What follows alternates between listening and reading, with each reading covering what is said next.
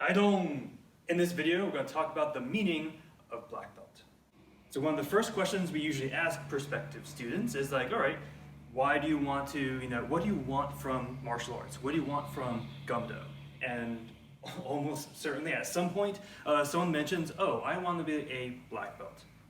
Okay, cool, right? So obviously at that point, I'm going to discuss like, all right, so there are many levels of black belt, right? So there's first degree, which is like you just get your first black belt, right? And so obviously like second all the way up to 10th for most, except for a few notable examples, or counter examples to that, which only have like 9 or something like that, like Kendo, because they were too humble to accept 10th degree, so there's the highest is 9th. So interesting side story.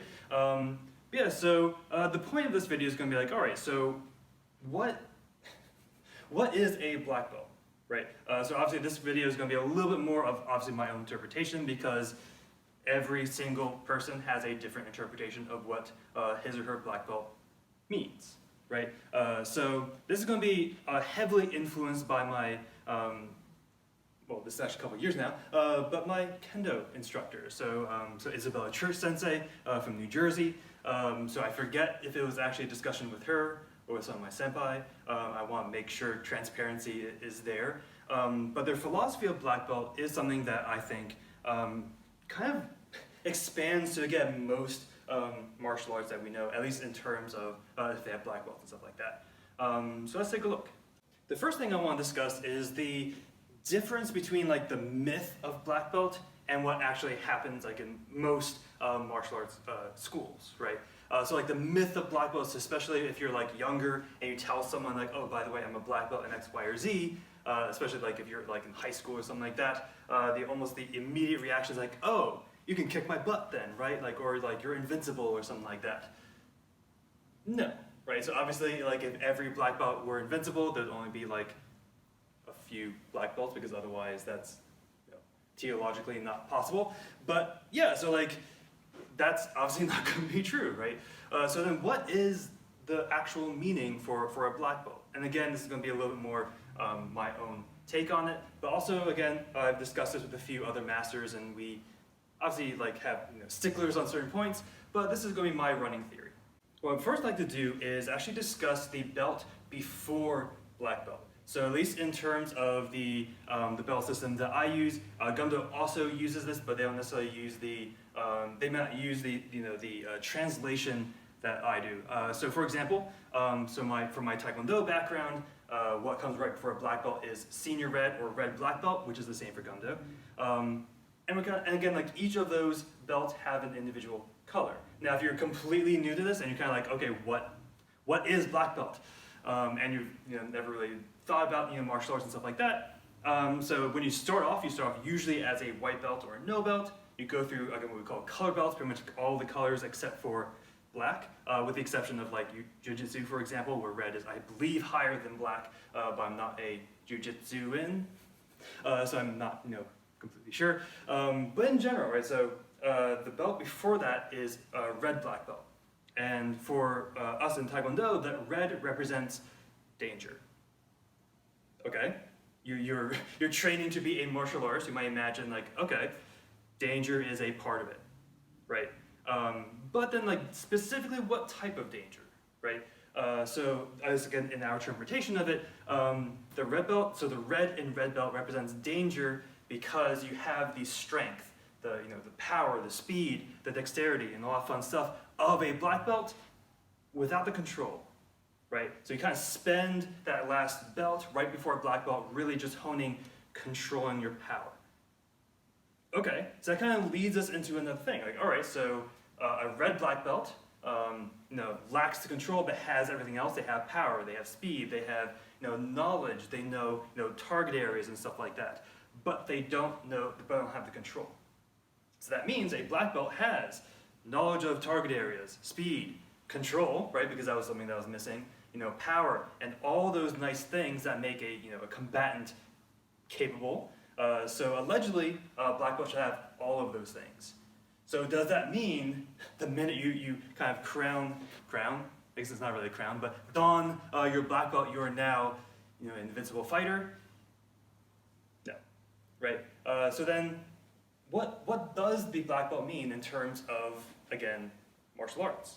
My interpretation of it is more or less when you become a black belt, that means you are quote unquote combat ready, right? So that means you can go into a fight without really being too much of a danger to your peers or to yourself, but you can still defend yourself fairly accurate, fairly well, right? So for example, when you're a black belt in Gumdo, you should be able to draw, a first of all, sharp sword, right, into combat and be comfortable with using a sharp weapon, being able to move, again, with a sharp weapon, being able to like dispatch imaginary foes, again, with a proper sword technique and all that fun stuff.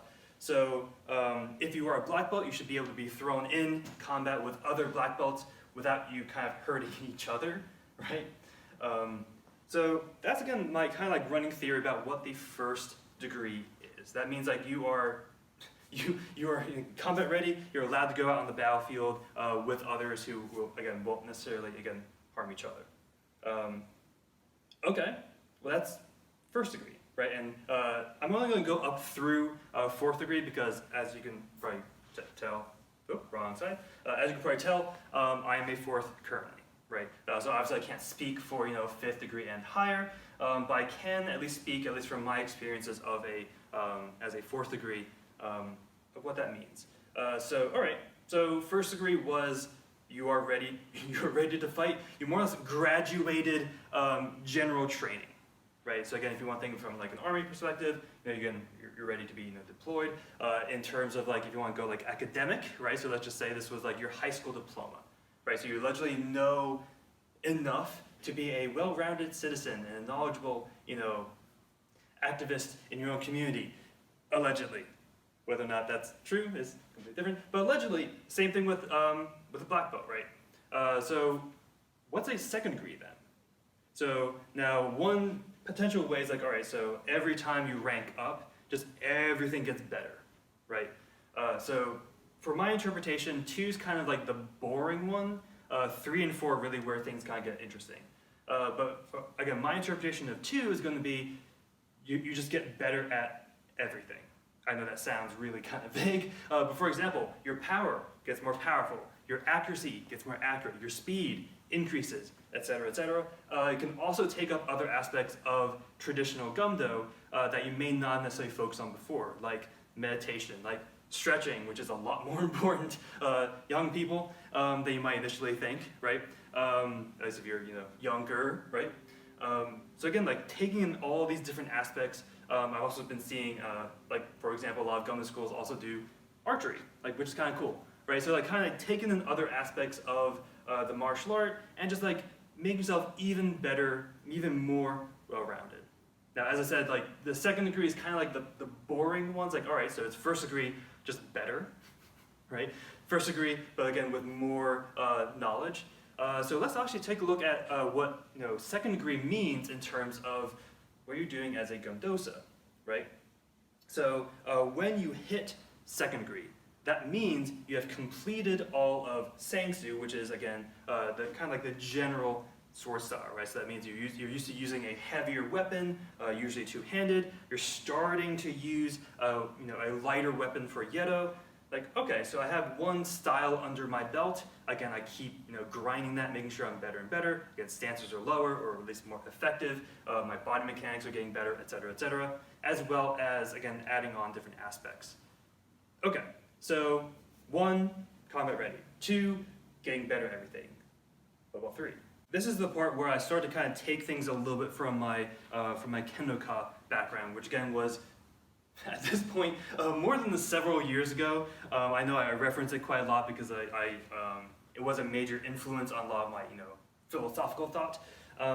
Let's take a look. So third degree is sort of like the college of black belts, and what I mean by that is it's really where you experiment.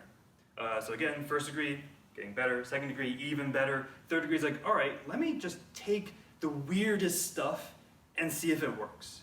Right? So also think about what's going on in terms of, again, what you're doing as a Gumdosa. At this point, as you're training as a third degree, you are learning Banka, which is your third style. You've already learned Yedo, you already learned Sangsu.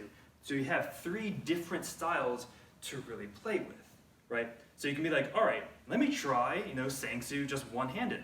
Let me try Sangsu just left-handed. Let me try Sangsu, like just using, raw power. Let me try using it more like deflections. Like, okay, now let me take a look at Yedo.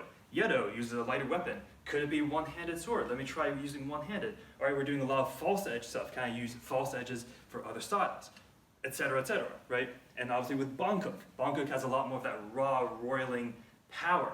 Like, all right, can I take something from that, add it to Sangsu, right? So you can kind of see, like, this is where, like, you kind of just branch out in as many different, weird directions as you can, right?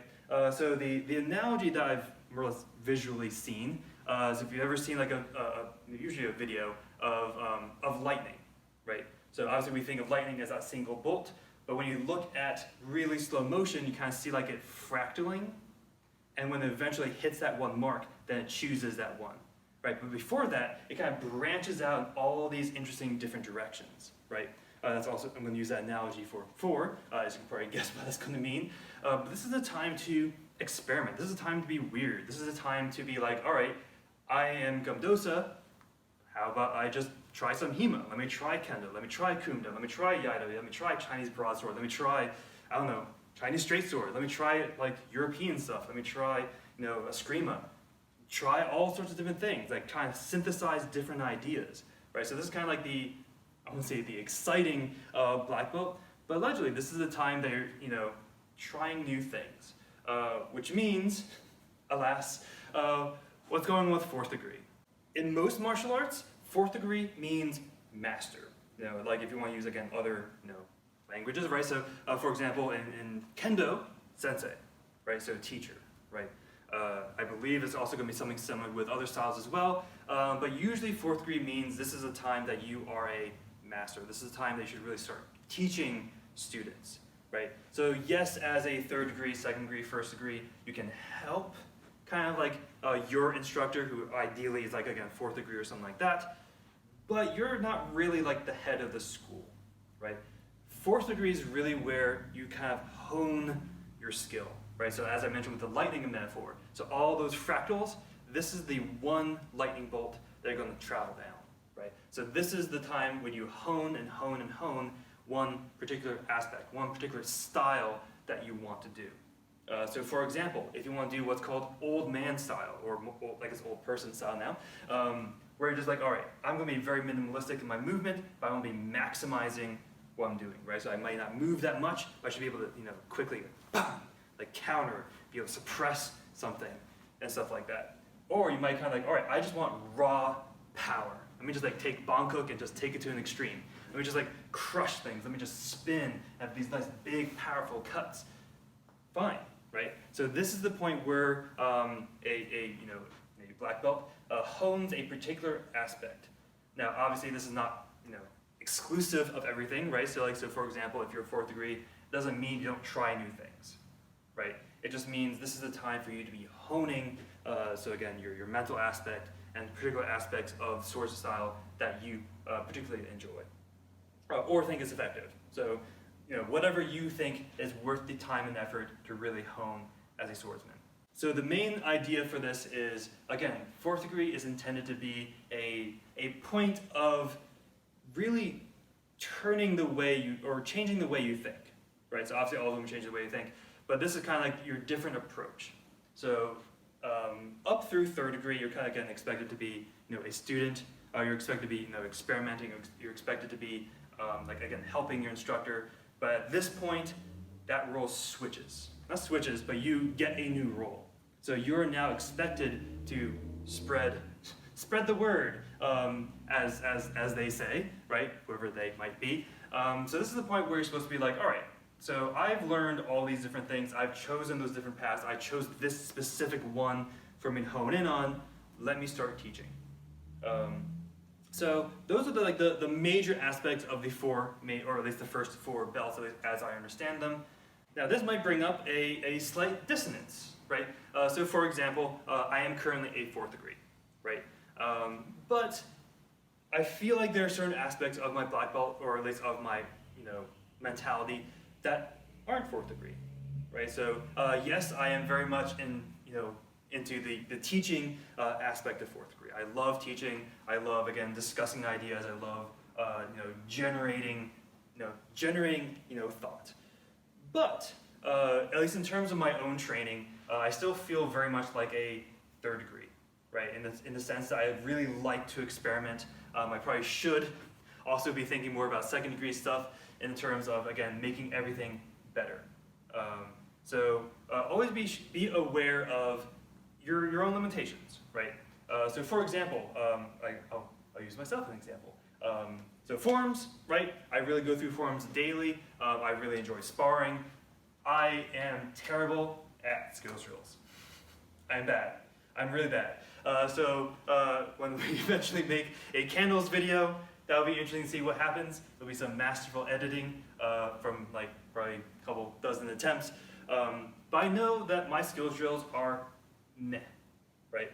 Now as a black belt, I should see that and like, all right, I need to work on that, right? I am also not the best at stances. But this is also where, again, especially the higher and higher up you go in black belt, this is the time for a lot more self-reflection.